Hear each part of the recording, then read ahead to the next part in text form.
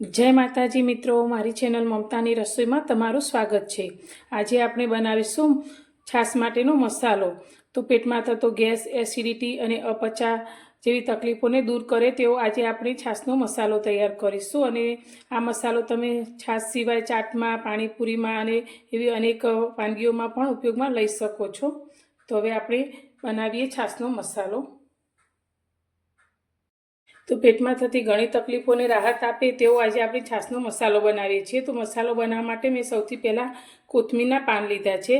तो 50 ग्राम जेटली कोथमीरने लई अने तेने साथे धोई 2 दिवस में पंखानी हवा नीचे सूकवी अने आ रीते थोड़ी क्रिस्पी थाय तेवी रीते मैं सूकवी लीधी छे। अने तेटला ज प्रमाणमां मैं अत्यारे फुदीनाना पान लीधा छे, तेने पण मैं पंखा नीचे धोई अने सारी रीते सूकवी अने आ रीते क्रिस्पी थाय तेवा करी लीधा छे। अने साथे अत्यारे मैं 8 થી 10 डाળી લીમડો લઈ અને તેને પણ સારી રીતે ધોઈ અને સૂકવી અને આ રીતે ક્રિસ્પી કરી લીધો છે। તો તમે આ ત્રણ વસ્તુ અંદર એડ કરશો એટલે મસાલાનો ટેસ્ટ 100 ગણો વધી જશે અને ઘણી તકલીફોમાં રાહત થશે।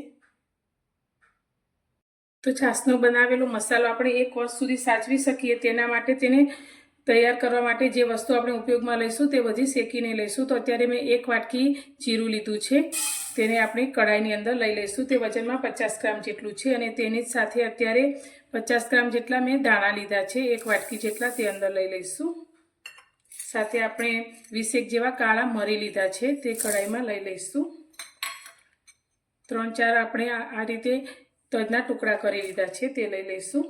હવે બધી જ વસ્તુને આપણે સારી રીતે શેકવાની છે। તો ધીમા ગેસની ફ્લેમ પર તેને શેકીશું। તો જીરું થોડું આપણું ફૂટવા લાગે ત્યાં સુધી તેને આપણે શેકવાનું છે। ગેસની ફ્લેમ આપણે એકદમ ધીમી જ રાખીશું જેથી મસાલા આપણા જરા પણ દાજે નહીં અને સારી રીતે શેકાઈ જાય। તો તમને મારો આજનો વિડીયો જરા પણ સારો લાગે તો વિડીયોને લાઈક જરૂરથી કરજો અને સ્કીપ કર્યા વગર પૂરો જોજો। આપણે આની અંદર બીજી આગળ પણ ઘણી વસ્તુ ઉમેરવાની છે જેથી આપણો મસાલો ટેસ્ટમાં બેસ્ટ બને અને ખૂબ જ સારો એવો આપણને ફાયદો પણ કરે। બધા જ મસાલા આપણા એકદમ સરસ રીતે શેકાઈ ગયા છે અને તેની સુગંધ પણ સરસ આવવા લાગી છે। તો હવે અત્યારે તેમાં આપણે 1 ચમચી અત્યારે અજમો લીધો છે, તે અંદર એડ કરીશું અને તેની સાથે અત્યારે આપણે જે કોથમીર ફુદીનાના પાન લીધા છે લીમડા સાથે તે બધું જ અંદર ઉમેરી લઈશું। તો તેમાં પણ જો થોડો પણ મોઇસ્ચરનો ભાગ હશે તે દૂર થઈ જશે અને મસાલો આપણો 1 વર્ષ સુધી સારો રહેશે। તો ફરી આપણે 2 મિનિટ જેવું બધું શેકી લઈશું। બધી જ વસ્તુ આપણે એકદમ સરસ રીતે શેકાઈ ગઈ છે। તો ગેસની ફ્લેમ અત્યારે બંધ કરી દઈશું અને આ મસાલાને આપણે એક પ્લેટમાં કાઢી અને ઠંડો થવા દઈશું। આપણો મસાલો ઠંડો થઈ ગયો છે। તો મસાલાને પીસવા માટે અત્યારે મેં એક મિક્સર જાર લીધો છે। તો જારની અંદર આપણે મસાલાને લઈ લઈશું। તો પહેલાં આપણે અડધો જ મસાલો અંદર એડ કરીશું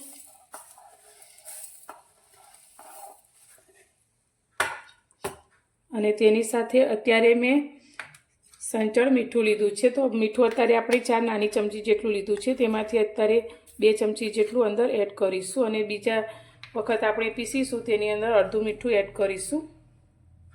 અત્યારે આપણે જે સાદું મીઠું આવે તે લીધું છે 4 ચમચી, તેમાંથી પણ અત્યારે આપણે 2 ચમચી એડ કરીશું।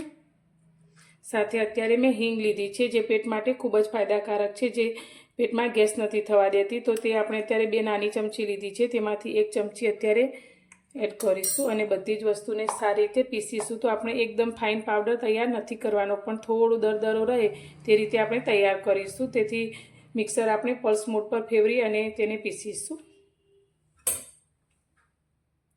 મસાલાને આપણે પીસી લીધો છે। તો હવે તેને આપણે ચાળણીમાં લઈ અને ચાળી લઈશું જેથી અંદર થોડો પણ મોટો ભાગ રહી ગયો હશે તે નીકળી જશે। તો એકદમ સરસ સુગંધ સાથે આપણો મસાલો તૈયાર થયો છે।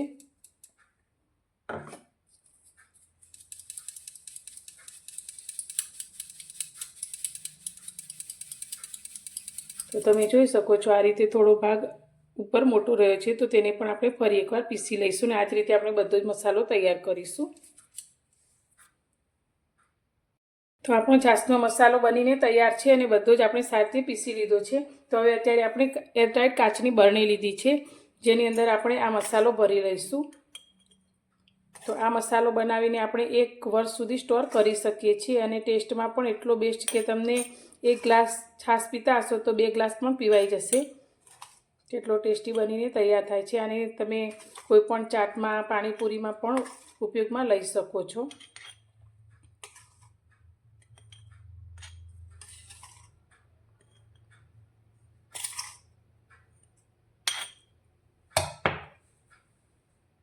હવે અત્યારે આપણે એક ગ્લાસ લીધો છે, તેની અંદર આપણે છાશ ઉમેરીશું